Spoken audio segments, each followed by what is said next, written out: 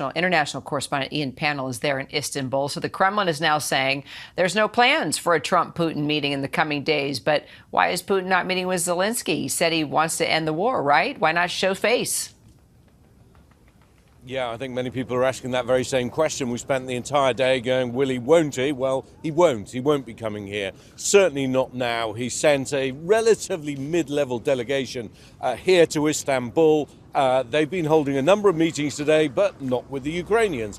The senior Ukrainian delegation went with President Zelensky to Ankara, the Turkish capital, where they met with President Erdogan and had serious talks there. The talks with President Erdogan went on for more than 2.5 hours. But we are expecting the Ukrainian delegation to come here. But I think there are real questions about how serious Russia is about these talks, given the delegation that they've taken. The optimist would say, well, any kind of conversation, any kind of talks will be good. The pessimist would say this is Russia stalling once again. How important is foreign intervention here, you think, and not just from the U.S.? I think U.S. intervention is absolutely key. I think certainly the role of President Trump, you heard Marco Rubio say it, President Trump also acknowledged it, saying that, until he talks with Putin, then it seems that Russia won't get serious about this. You've got a lot of diplomatic gamesmanship going on here. You have Russia basically wanting to just deal directly with the United States.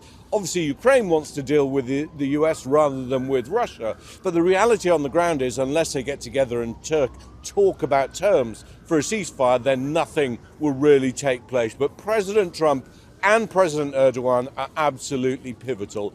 It seems that President Erdogan has now become this peacemaker, if you like, the honest broker between the two sides. But what President Trump says and does really matters. President Trump had floated the idea of potentially coming here on Friday. I don't think that's going to happen, but he still hasn't totally ruled it out. Well, do you think this meeting will get Russia and Ukraine closer to a deal, or is the administration right when they say nothing's going to happen until Trump meets with Putin? I suspect the latter. It depends, because even at the moment, you're seeing both sides say, OK, we'll sit down and talk. But talk about what? And when you look at the details, they want to talk about very different things. The Ukrainian side wants to talk about this plan for a 30-day ceasefire. The Russian side wants to talk, in some senses, about a longer-term settlement, but the root causes